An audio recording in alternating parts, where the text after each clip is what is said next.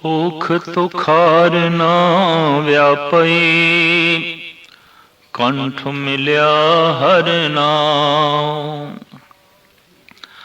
ਮਨ ਬੇਦਿਆ ਚਰਨਾਰ ਬਿਨ, ਦਰਸ਼ਨ ਲਗੜਾ ਸਾਓ। ਓਟ ਗੋਵਿੰਦ ਗੋਪਾਲ ਰਾਏ,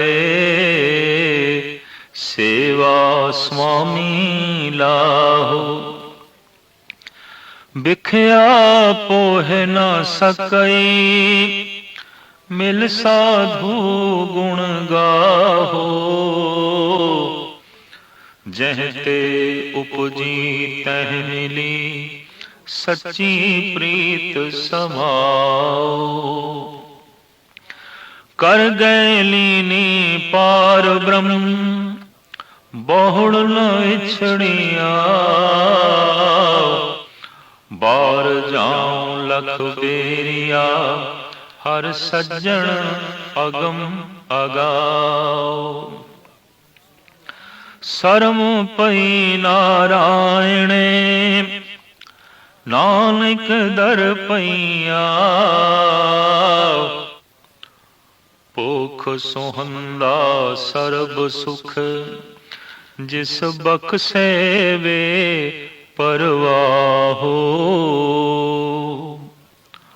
ਪੋਹ ਦਾ ਮਹੀਨਾ, ਤੁਖਾਰ ਕੱਕਰ ਬਰਫ ਪਾਲਾ।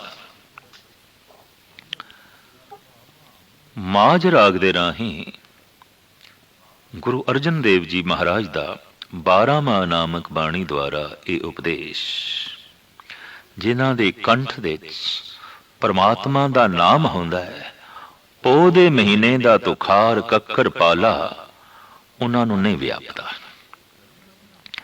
ਦਰਅਸਲ ਅੱਤ ਦੀ ਗਰਮੀ ਜਿੱਥੇ ਮਨੁੱਖ ਨੂੰ ਬੇਚੈਨ ਕਰ ਦਿੰਦੀ ਹੈ, ਅੱਤ ਦੀ ਠੰਡ ਮਨੁੱਖ ਨੂੰ ਆਲਸੀ ਕਰ ਦਿੰਦੀ ਹੈ, ਦਲਿਦਰੀ ਬਣਾ ਦਿੰਦੀ ਹੈ। ਬਹੁਤ ਠੰਡ ਹੈ, ਬਹੁਤ ਠੰਡ ਹੈ, ਉੱਠਣ ਨੂੰ ਜੀ ਨਹੀਂ ਕਰਦਾ। ਅੱਗ ਕੋਲ ਬੈਠੇ ਰਹੀਏ, ਬਿਸਤਰ ਦੇ ਵਿੱਚ ਬੈਠੇ ਰਹੀਏ, ਕਮਰੇ ਦੇ ਵਿੱਚ ਬੈਠੇ ਰਹੀਏ, ਧੁੱਪ ਤੇ ਬੈਠੇ ਰਹੀਏ, ਕਿਧਰੇ ਵੀ ਕੰਮ ਕਰਨ ਨੂੰ ਜੀ ਨਹੀਂ ਕਰਦਾ, ਕਿਧਰੇ ਵੀ ਜਾਣ ਨੂੰ ਜੀ ਨਹੀਂ ਕਰਦਾ। ਔਰ ਇਸ ਤਰ੍ਹਾਂ ਹੱਡ ਜੁੜਦੇ ਨੇ, ਸਰੀਰ ਜੁੜਿਆ ਜੁੜਿਆ ਰਹਿੰਦਾ ਹੈ। ਠੰਡ ਦਾ ਆਪਣਾ ਇੱਕ ਅਸਰ, ਔਰ ਜਿਤਨੀ ਗਹਿਰੀ ਠੰਡ ਹੋਵੇਗੀ ਉਤਨਾ ਹੀ ਮਨੁੱਖ ਆਲਸੀ ਹੋ ਜਾਂਦਾ ਹੈ, ਦਲਿਦਰੀ ਹੋ ਜਾਂਦਾ ਹੈ, ਔਰ ਮਹਿਲਾ ਜਿਹਾ ਰਹਿਣ ਲੱਗ ਪੈਂਦਾ ਹੈ। ਪਰ ਬਹੁਤ ਗਰਮੀ ਹੈ, ਬਹੁਤ ਗਰਮੀ ਹੈ, तो बेचैन हो जाता है, परेशान हो जाता है। हू बहु इस तरह देखने दे आया है मानसिक मंडल दे भी, जिथे क्रोध है और अहंकार है, लोभ है, बड़ी जालमाना तबीयत है, अत दी गर्मी है, उत्थे भी दुख ही दुख है। पर जिथे अत दी ठंड है, बड़ा गहरा आलस है, बहुत गहरी दरिद्री है, देखने दे आया है, उत्थे भी दुख है।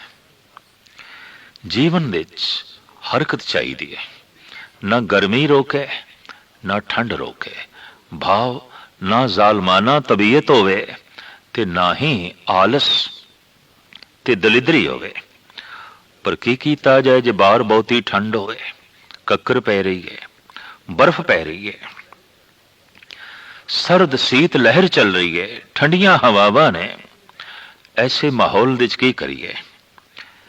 दरअसल विज्ञान ने ते अजे खोज करनी है, पर धर्म कहता है जिन्हां दे कंठ दे परमात्मा दा नाम होवे, इतना उत्साह होंदा है उन्हां दे अंदर, इतनी उमंग होंदी है कि पोह दे महीने दा कक्कर पाला उन्हां दे अंदर आलस नहीं पैदा करता।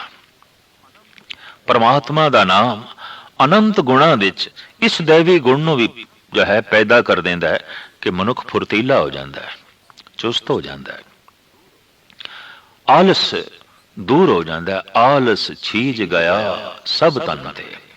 या होर पंक्तियां गुरु अर्जन देव जी महाराज दियां, महामोहनी तुध न व्यापे, तेरा आलस कहां गयो। परमात्मा दा नाम ऐसा है, वाकई आलस चला जाता है, आलस नहीं रहिंदा, दलिदरी नहीं रहिंदी। ਤੋ ਸਾਹਿਬ ਕਹਿੰਦੇ ਨੇ ਜਿਨ੍ਹਾਂ ਦੇ ਕੰਠ ਦੇ ਵਿੱਚ ਪ੍ਰਮਾਤਮਾ ਦਾ ਨਾਮ ਹੈ, ਹਰ ਵਕਤ ਉਸ ਦੇ ਨਾਮ ਦਾ ਉਚਾਰਨ ਜਿਹੜੇ ਕੰਠ ਕਰਦੇ ਨੇ, ਉਹਨਾਂ ਦੇ ਅੰਦਰ ਇਤਨੀ ਨਿਗ ਆ ਜਾਂਦੀ ਹੈ ਕਿ ਪੋਹ ਦੇ ਮਹੀਨੇ ਦੀ ਤੁਖਾਰ, ਠੰਡ, ਇਕੱਕਰ ਉਹਨਾਂ ਦੇ ਅੰਦਰ ਆਲਸ ਨਹੀਂ ਪੈਦਾ ਕਰਦੀ। ਪੋਖ ਤੁਖਾਰ ਨਾ ਵਿਆਪਈ, ਕੰਠ ਮਿਲਿਆ ਹਰ ਨਾਮ, ਮਨ ਬੇਦਿਆ ਚਰਨਾਰ ਬਿੰਦ, ਦਰਸ਼ਨ ਲਗੜਾ ਸਾ। ਜਿਨ੍ਹਾਂ ਦਾ ਮਨ ਪਰਿਪੂਰਨ ਪ੍ਰਮਾਤਮਾ ਦੇ ਦਰਸ਼ਨਾਂ ਦੇ ਚ ਲੀਨ ਹੋ ਗਿਆ ਔਰ ਰੱਬੀ ਗੁਣ ਹਿਰਦੇ ਦੇ ਚ ਵਸ ਗਏ ਨੇ, ਪ੍ਰਮਾਤਮਾ ਦੇ ਨਾਮ ਦਾ ਸਵਾਦ ਆਉਣ ਲੱਗ ਪਿਆ, ਐਸੀਆਂ ਜੋ ਜੀਵ ਇਸਤਰੀਆਂ ਨੇ, ਐਸੇ ਜੋ ਪੁਰਸ਼ ਨੇ, ਉਹਨਾਂ ਨੂੰ ਪੋਹ ਦੇ ਮਹੀਨੇ ਦੀ ਇਹ ਠੰਡ ਨਹੀਂ ਵਿਆਪਦੀ ਔਰ ਉਹਨਾਂ ਦੇ ਅਧਿਆਤਮਕ ਗੁਣਾਂ ਦੇ ਚ ਰੋਕ ਨਹੀਂ ਖੜਾ ਕਰਦੀ। ਐਸੀਆਂ ਜਿਹੜੀਆਂ ਜੀਵ ਇਸਤਰੀਆਂ ਨੇ, ਓਟ ਗੋਵਿੰਦ ਗੋਪਾਲ ਰਾਏ ਸੇਵਾ ਸੁਆਮੀ ਲਾ। ਉਹ ਕੇਵਲ ਓਟ ਆਸਰਾ, ਗੋਵਿੰਦ ਗੋਪਾਲ ਸ੍ਰਿਸ਼ਟੀ ਦਾ ਜੋ ਪਾਲਨਹਾਰ ਹੈ, ਜੋ ਰਾਏ ਮਾਲਿਕ ਹੈ, ਉਸ ਦੀ ਹੀ ਓਟ ਤੱਕਦੀਆਂ ਨੇ, ਉਸ ਦੇ ਆਸਰੇ ਤੇ ਹੀ ਆਪਣਾ ਜੀਵਨ ਬਤੀਤ ਕਰਦੀਆਂ ਨੇ। ਦਰਅਸਲ ਜੀਵਨ ਲਈ ਕੋਈ ਨਾ ਕੋਈ ਆਧਾਰ, ਆਸਰਾ, ਓਟ ਤੇ ਚਾਹੀਦਾ ਹੈ। ਦੇਖਦੇ ਹਾਂ ਦਰਖਤ ਖੜੇ ਨੇ ਜ਼ਮੀਨ ਦੇ ਆਸਰੇ ਤੇ, ਉੱਚੇ ਉੱਚੇ ਮਹਿਲ ਖੜੇ ਨੇ ਬੁਨਿਆਦਾਂ ਦੇ ਆਸਰੇ ਤੇ। ਦੇਖਦੇ ਹਾਂ ਰੇਲਾਂ, ਮੋਟਰਾਂ, ਗੱਡੀਆਂ ਚੱਲ ਰਹੀਆਂ ਨੇ ਗੈਸ, ਪੈਟਰੋਲ ਦੇ ਆਸਰੇ ਤੇ। ਜੀਵਨ ਨੂੰ ਚੱਲਣ ਲਈ ਔਰ ਜੀਵਨ ਵਿੱਚ ਖੁਸ਼ੀਆਂ ਨੂੰ ਚੱਲਣ ਲਈ, ਜੀਵਨ ਵਿੱਚ ਆਨੰਦ, ਮਗਨਤਾ ਇਹ ਵੀ ਚੱਲਦੀ ਰਹੇ, ਤਾਂ ਕੋਈ ਤੇ ਆਧਾਰ ਚਾਹੀਦਾ ਹੈ, ਕੋਈ ਤੇ ਟੇਕ ਚਾਹੀਦੀ ਹੈ। ਇਹ ਖਿਆਲ ਤੇ ਮਨੁੱਖ ਦੇ ਅੰਦਰ ਹੈ, ਪਰ ਮਨੁੱਖ ਆਪਣਾ ਆਸਰਾ ਲੱਭਣ ਦੇ ਵਿੱਚ ਹਮੇਸ਼ਾ ਹੀ ਗਲਤੀ ਕਰਦਾ ਹੈ। ਕਦੀ ਕਹਿ ਦਿੰਦਾ ਹੈ ਮਾਂ ਆਸਰਾ ਹੈ, ਕਦੀ ਕਹਿੰਦਾ ਹੈ ਪਿਤਾ ਆਸਰਾ ਹੈ, ਇਹ ਭਰਾ ਆਸਰਾ ਹੈ, ਇਹ ਪਤਨੀ ਜਾਂ ਪਤੀ ਮੇਰਾ ਆਸਰਾ ਹੈ, ਇਹ ਬੱਚੇ ਮੇਰਾ ਆਸਰਾ ਨੇ, ਇਹ ਪੜੋਸੀ, ਇਹ ਮਿੱਤਰ ਮੇਰਾ ਆਸਰਾ ਹੈ। ਪਰ ਇਹ ਆਸਰੇ ਆਰਜ਼ੀ ਨੇ, ਵਕਤੀ ਨੇ, ਕਿਉਂਕਿ ਉਹ ਮੋਤੇ ਸੁਖ ਚਾਹਤ ਹੈ, ਹਮ ਉਹਤੇ ਸੁਖ ਚਾਹਤ ਹੈ। ਜਿੱਥੇ ਅਸੀਂ ਉਹਨਾਂ ਕੋਲ ਸੁੱਖ, ਖੇੜਾ ਤੇ ਖੁਸ਼ੀਆਂ ਚਾਹੁੰਦੇ ਹਾਂ, ਆਧਾਰ ਬਣਾਉਂਦੇ ਹਾਂ, ਉੱਥੇ ਉਹ ਸਾਨੂੰ ਵੀ ਆਧਾਰ ਬਣਾ ਕੇ ਸਾਡੇ ਕੋਲ ਵੀ ਖੇੜਾ ਤੇ ਖੁਸ਼ੀਆਂ ਲੈਣਾ ਚਾਹੁੰਦੇ ਨੇ। ਇਸ ਵਾਸਤੇ ਸੰਸਾਰ ਦੇ ਸਾਰੇ ਸੰਬੰਧ ਨੂੰ ਇੰਜ ਆਖਿਆ ਗਿਆ ਹੈ, ਲੈਣ ਦੇਣ ਦੇ ਸੰਬੰਧ। ਜਿੱਥੇ ਸੁਖ ਦੇਣਾ ਬੰਦ ਹੋ ਜਾਏ, ਸੁਖ ਲੈਣਾ ਵੀ ਬੰਦ ਹੋ ਜਾਂਦਾ ਹੈ। ਜਿੱਥੇ ਕੋਈ ਕਿਸੇ ਨੂੰ ਪ੍ਰਸੰਨਤਾ ਦੇਵੇ ਨਾ, ਪ੍ਰਸੰਨਤਾ ਲੈਣੀ ਵੀ ਔਖੀ ਹੋ ਜਾਏਗੀ। ਕੋਈ ਕਿਸੇ ਨੂੰ ਇੱਜ਼ਤ ਦੇਵੇ ਨਾ, ਇੱਜ਼ਤ ਲੈਣੀ ਵੀ ਔਖੀ ਹੋ ਜਾਏਗੀ। ਇਹ ਤੇ ਸਾਰੇ ਦੇਣ ਲੈਣ ਦੇ ਸੰਬੰਧ ਨੇ। ਇੱਕ ਸੰਬੰਧ ਐਸਾ ਹੈ ਪਰਿਪੂਰਨ ਪ੍ਰਮਾਤਮਾ ਦਾ, ਜੋ ਦੇਂਦਾ ਹੀ ਹੈ, ਦੇਂਦਾ ਹੀ ਹੈ, ਦੇਂਦਾ ਹੀ ਹੈ, ਬਦਲੇ ਵਿੱਚ ਕੁਝ ਵੀ ਨਹੀਂ ਲੈਂਦਾ। ਦੇਂਦਾ ਦੇ, ਲੈਂਦੇ ਥੱਕ ਪਾਏ। ਉਹ ਦੇਂਦਾ ਦੇਂਦਾ ਨਹੀਂ ਥੱਕਦਾ, ਲੈਂਦੇ ਲੈਂਦੇ ਜੀਵ ਥੱਕ ਜਾਂਦੇ ਨੇ। ਫਿਰ ਉਹ ਦੇਣ ਵਾਲਾ ਐਸਾ ਹੈ ਕਿ ਵੱਡਾ ਦਾਤਾ ਤਿਲ ਨਾ ਤਮਾਏ। ਪਹਾੜਾਂ ਜਿਤਨੀਆਂ ਦਾਤਾਂ ਦੇ ਕੇ ਵੀ ਤਿਲ ਜਿਤਨੀ ਵੀ ਮੰਗ ਨਹੀਂ ਰੱਖਦਾ। ਨਹੀਂ ਤੇ ਅਕਸਰ ਦੇਖਿਆ ਹੈ, ਤਿਲ ਜਿਤਨਾ ਪਰਉਪਕਾਰ ਕਰਕੇ ਕਿਸੇ ਤੇ ਮਨੁੱਖ ਪਹਾੜਾਂ ਜਿਤਨਾ ਬਦਲੇ ਵਿੱਚ ਮੰਗਦਾ ਹੈ, ਬਹੁਤ ਮੰਗਦਾ ਹੈ। ਮੈਂ ਤੇਰੇ ਨਾਲ ਇਹ ਕੀਤਾ, ਹੁਣ ਤੂੰ ਕਰ। ਥੋੜਾ ਜਿਹਾ ਕਰਕੇ, ਥੋੜਾ ਜਿਹਾ ਸੁਖ ਦੇ ਕੇ ਮਨੁੱਖ ਦੂਸਰੇ ਕੋਲ ਬਹੁਤ ਵੱਡਾ ਸੁਖ ਮੰਗਦਾ ਹੈ। ਪਰ ਇੱਕ ਪਰਿਪੂਰਨ ਪ੍ਰਮਾਤਮਾ ਹੈ, ਇਤਨੇ ਖੇੜੇ ਖੁਸ਼ੀਆਂ ਦੇ ਕੇ ਵੀ ਬਦਲੇ ਦੇ ਕੁਝ ਮੰਗ ਨਹੀਂ ਹੈ। ਦਾਤਾ ਹੈ, ਵੱਡਾ ਦਾਤਾ ਤਿਲ ਨਾ ਤਮਾਏ। तो जिन्हों ने ऐसे परमात्मा की ओट पकड़ी है, ऐसे परमात्मा का आसरा पकड़िया है, जो सृष्टि का पालनहार है, मालिक है, सदी खेड़े ते खुशियां च रहिंदियां ने। साहिब कहंदे ने उन्हां दे अंदर ये अरदास भी पैदा होंदी है कि वो जो मालिक है उहदी सेवा दे च ही जुड़े रहिए और सेवा दा ही ला खटीए, आनंद खटीए। ऐसे जो सेवा दे च जुटियां उन प्रभु दी और उसका ओट आसरा तक के अपना जीवन बतीत कर रही ने, महाराज कहते हैं बिखिया पोह न सकई मिल साधु गुण गाण। उन्होंने विषयां दी जहर नहीं व्यापती, विकारां दी जहर नहीं व्यापती। क्यों? क्योंकि गुरु दी संगत विच बैठ के, सत्संग विच बैठ के वो जीव इस्त्रियां परमात्मा दे गुणां दी संभाल करदियां ने, उहदे गुणां नूं अपने हिरदे विच वसांदियां ने और उसका ही केवल आसरा तक के, उसनूं ही केवल ओट बना के अपना जीवन बतीत करदियां ने। इस वास्ते विकारां दी जहर उन्हां नूं नहीं व्यापदी। ये सही आसरा है। इस आसरे नूं जद भी कोई अपनी जिंदगी का आधार ओट बना लैंदा है, ऐसा पुरुष जगत विच कदी भी आसरा नहीं होंदा। शायद इस वास्ते परमात्मा नूं निआसरियां दा आसरा आखिया गया है। निओटियां दी ओट, निमाणियां दा माण, निताणियां दा दाण। और ये हकीकत है कि जितने चिर तक मनुख छोटे छोटे आसरे और ओट बनाई रखता है, उसके अंदर प्रभु की ओट का ख्याल नहीं पैदा होता। तो पातशाह कहते ने ये पोह दा महीना, ये कक्कर, ये पाला, ये सीत लहर, ये ठंड जो लगदे ही मनुख नूं आलसी ते दलिदरी बना देंदियां ने। जद कंठ दे विच परिपूर्ण परमात्मा दा नाम होवे ते उसदी ओट होवे, कोई भी कक्कर, कोई भी पैंदी बर्फ ते सीत लहर उसनूं आलसी नहीं बना सकती। वो उद्यमी होवेगा, उत्साही होवेगा और फुर्तीला होवेगा। साहब अगां चल के कहंदे ने जह तैं उपजी तह मिली सच्ची प्रीत समाओ। गुरु दी संगत विच बैठ के प्रभु दे गुण गावदियां गावदियां ये जीव इस्त्री जिथों इसकी उत्पत्ति हुई सी, उसकी प्रीत करके उस दे विच ही समा गई। जिथों आवना होया सी उस दे च ही समाना नसीब हो गया। कर गए लीनी पार ब्रह्म बौर न विछड़िया। कर कर कहंदे ने हथ नूं। परमात्मा ने अपना हाथ दे के अपना बना लिया, गले नाल ला लिया और ऐसा मिलाप बख्शिया हुण मुड़ के विछोड़ा नहीं। जगत विच जितने मिलाप ने आखिर एक ना एक दिन विछोड़ा होंदा है। चाहे ये मिलाप पुत्रां दा होवे, मित्रां दा होवे, मां बाप दा होवे, भरावां दा होवे, पड़ोसियां दा होवे, गहरे तो गहरे सजणा दा होवे, एक दिन विछोड़े दा दुख देखना ही पैंदा है। या तो जीवदियां जी ये विछोड़ा हो जाता है या फिर मर के विछोड़ा हो जाता है। सारियां तो ही मनुख टुट जाता है। पर यह प्रभु का मिलाप जो वो आप बांह पकड़ के करांदा है अपना मिलाप, विछोड़े का दुख इस मिले होए नूं भोगना नहीं पैंदा। सतगुर दी बाणी का भी फैसला मिलिया होए न विछड़े जे मिलिया होए। एक दफा जे ये मिल जाए फिर विछोड़ा नहीं, फिर टुटना नहीं। तो साहब फरमान करते ने जह तैं उपजी तह मिली सच्ची प्रीत समाओ। कर गए लीनी पार ब्रह्म बहुर न विछड़िया। बार जाऊं लख बेरिया हर सज्जन अगम अगाओ। वो परिपूर्ण परमात्मा अगम है, साडी सोच तो परे है, साडे विचारां तो परे है, साडे इंद्रियां दी शक्ति तो परे है ते साडी पकड़ तो भी परे है।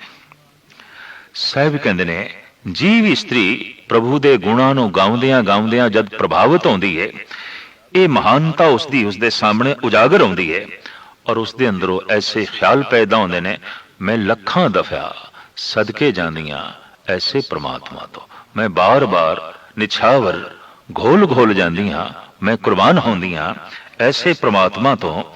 भावें वो मेरी पकड़ दे च नहीं, भावें वो मेरी पहुंच तो परे है, भावें वो मेरी सोच तो परे है, फिर भी मैं तो परे नहीं, फिर भी मेरे कोल है। हाँ, मेरे रोम रोम दे च है, मेरी सोच तो परे है, मेरे कण कण दे च रमिया होया है, पर मेरी पकड़ तो परे है। ये इस तरह है कि सूरज की एक एक किरण मैनू छू रही है, फिर भी सूरज की पकड़ बहुत दूर है, मेरे हत्थों च सूरज नहीं है। भावें उस दियां किरणां मैनू छू रही ने, सूरज दियां किरणां करके मैं जी रहा, सूरज दीयां किरणां ही मेरियां पालना कर रहीਆਂ ने, फिर भी मेरी हत्थां दे च सूरज नहीं है, मेरे कोल होंदियां होया भी वो मेरी पकड़ दे च नहीं है, मेरी पहुंच दे च नहीं है। इस तरह परमात्मा रोम रोम दे च है, उस तो बिना असी हो भी नहीं सकते। अगर सूरज ठंडा पै जाए तो सब कुछ ठंडा पै जाएगा, अगर ईश्वर नहीं तो फिर कुछ भी नहीं। ईश्वर करके ही असी हाँ, और वो साडे कोल है, रोम रोम दे च है, फिर भी साडी पकड़ तो परे, साडी पहुंच तो परे, साडी सोच तो परे। साहिब कहंदे ने ऐसा जो परिपूर्ण परमात्मा है, असी बार बार उस तो सदके जाते हाँ, कुर्बान जाते हाँ। बार जाओ लख बेरिया, हर सज्जन अगम अगाओ, सरम पई नारायणे नानक दर पई आओ। इस तरह जोदड़ी करदी होई जिहड़ी जीव इस्त्री परमात्मा दे दर ते ढह पैंदी है, कहंदे ने परमात्मा शरण पालक है। फिर परमात्मा शरण आए हुए दी रखदा है, और ऐसा जो जोदड़ी करदा होया दर ते ढह पिया है, समझ लो परमात्मा ने उसनों मालिक बना दिता है, सिंघासन ते बिठा दिता है, उसनों अपना बना दिता है। वो शर्म पै दी रखदा है। पोख सुहंदा सर्ब सुख, जिस बख्शे वे प्रवाह। ओ दे महीने दा ये उपदेश संदेश, सारे सुख उसदी झोली समझ लो, जिस दे उत्ते वो बेपरवाह परिपूर्ण परमात्मा बख्शिश कर देवे। अनेकां गुणां दे च परमात्मा दा एक ये भी गुण है बेपरवाह। ते जद कोई उस बेपरवाह नाल जुड़दा है, आप भी बेपरवाह हो जाता है। बेपरवाह सदा रंग हर के, जांखो पाक सुआमी। किसे दे दबाव हेठ आके हसना, ये बेपरवाही दा हसना नहीं है। किसे दी लोड़ पूरी करन वास्ते ही रो पैना, ये बेपरवाही दा रोना नहीं है। जैसे किसे मरग वाले घर दे चले गए, बहुत सारे रोंदे पै सन, ते उत्थे मूँह निकल गया, सुभावक ही कह दिता सानू बहुत अफसोस होया, माड़े जियां नेत्र भी सज्जल होए, पर ये दूजियां करके, ये दूजियां दा प्रवाह है। ये बेपरवाही दे हंजू नहीं ने, और दूजे दा मुंह लिहाज रख के एवें बनावटी खुशी ते बनावटी हासा जाहिर करना, ये बेपरवाही दा हासा नहीं है।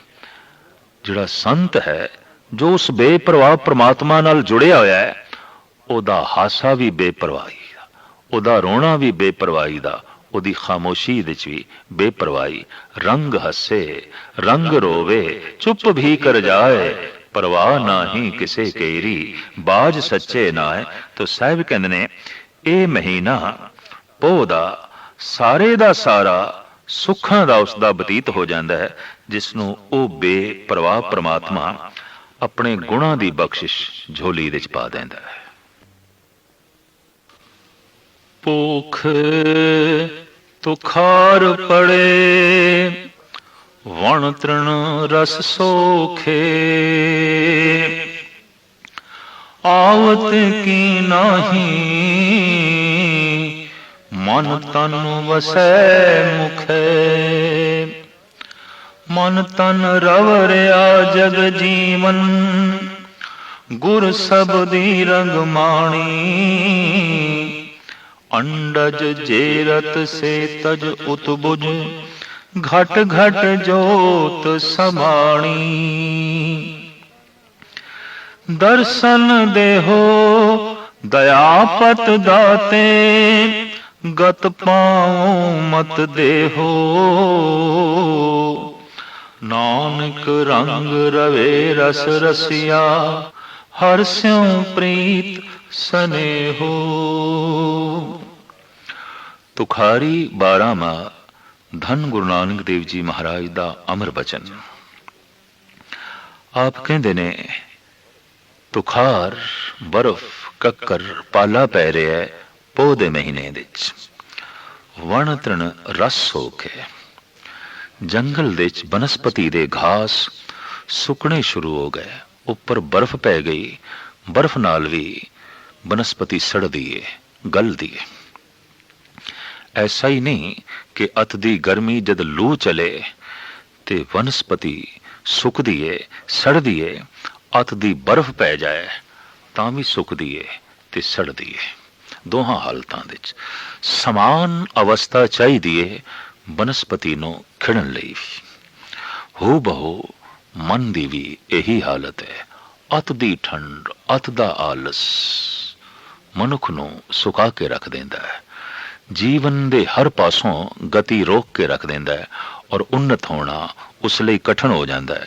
ਗੁਰੂ ਨਾਨਕ ਦੇਵ ਜੀ ਮਹਾਰਾਜ ਇਸ ਦੇ ਉੱਤੇ ਬਹੁਤ ਸੁੰਦਰ ਉਦਾਹਰਣ ਦਿੰਦੇ ਨੇ ਕਿ ਜਿਤਨੇ ਤਿਨਕੇ ਨੇ ਘਾਸ ਫੂਸ ਬਨਸਪਤੀ, ਇਹ ਤੇ ਸੁੱਕਣੀ ਸ਼ੁਰੂ ਹੋ ਗਈ ਕਿਉਂਕਿ ਬਰਫ਼ ਪੈ ਗਈ ਤੇ ਬਰਫ਼ ਨਾਲ ਉਹਨਾਂ ਦਾ ਪੁੰਗਰਨਾ, ਵਧਣਾ, ਫੁੱਲਣਾ ਰੁਕ ਗਿਆ।